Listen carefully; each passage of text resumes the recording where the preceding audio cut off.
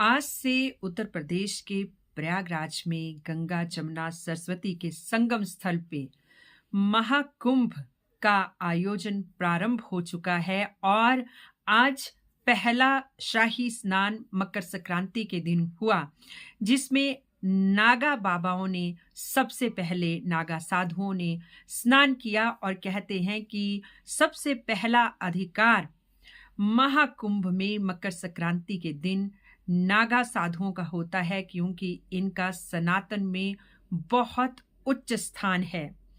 महाकुंभ को महाकुंभ क्यों कहा जाता है और इसमें पवित्र स्नान करने से पाप कैसे धुल जाते हैं, आइए इसके ऊपर बात करते हैं।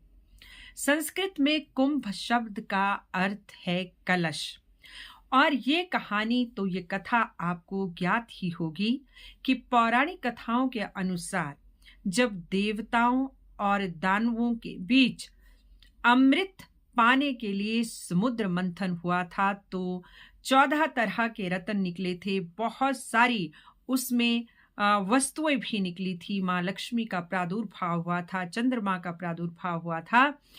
तो उसके साथ ही अंत में धन्वंतरी जी अमृत कलश लेके निकले थे, जिसे कि दानवों ने झपट लिया था।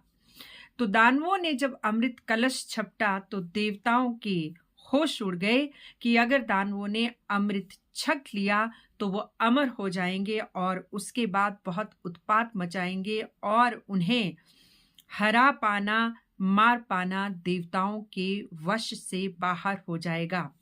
इसके लिए उन्होंने भगवान विष्णु का सहारा लिया। वो उनके आश्रय में गए और उन्हें दानवों से अमृत कलश किसी तरह लेकर उन्हें दिलाने की बात कही। तो श्री हरिनारायण ने बहुत ही सुंदर स्त्री का रूप धारण किया, जिसे कि मोहिनी अवतार भी कहा जाता है भगवान विष्णु का। और उस मोहिनी ने उन दानवों को इतना मोह लिया कि उसकी मीठी मीठी बातों में दानवों को पता ही नहीं चला कि मोहिनी ने कब उनसे अमृत कलश ले लिया और देवताओं को पिलाना भी शुरू कर दिया। तो इसके साथ ही ये भी कहते हैं कि जब अमृत कलश को दानवों से लेना था देवताओं को, तो उन्होंने देवताओं के जो अधिपति राजा इंद्र, उनके बेटे जयंत को ये कार्यभार सौंपा और जयंत कौवे का रूप धारण करके वहां गए थे जहां की राक्षसों के पास अमृत का कलश था।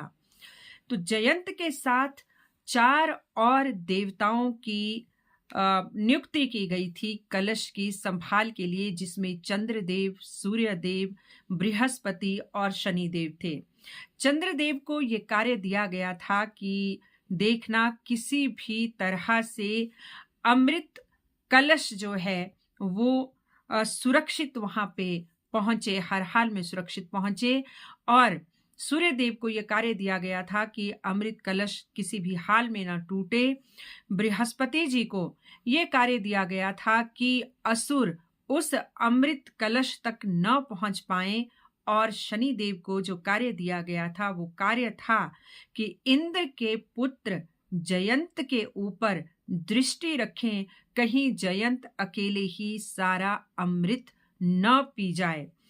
तो मान्यता है कि जब जयंत ने दानवों से, वो कौवे के रूप में जयंत वहां गए थे, दानवों से उन्होंने अमृत कलश जब लिया चतुराई से और उसको लेकर वो उड़ चले, तो उस समय असुरों ने उन्हें देख लिया और इस छीना झपटी में अमृत कलश से 4 बूंदें पृथ्वी के ऊपर 4 स्थानों में पड़ी, जिनमें एक प्रयागराज, दूसरा हरिद्वार, तीसरा नासिक और चौथा उज्जैन है।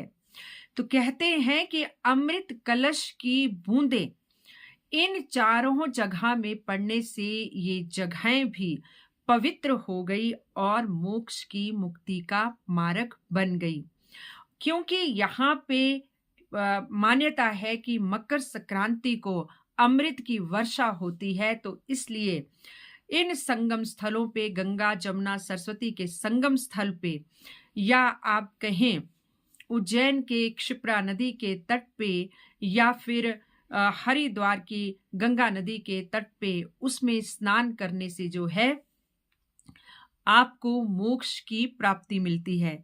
क्योंकि यहाँ अमृत के छींटे पड़े थे, इसलिए उस अमृत वर्षा के समय स्नान करने से कहते हैं कि जन्म जन्मांतर के पाप धुल जाते हैं, मोक्ष की प्राप्ति होती है।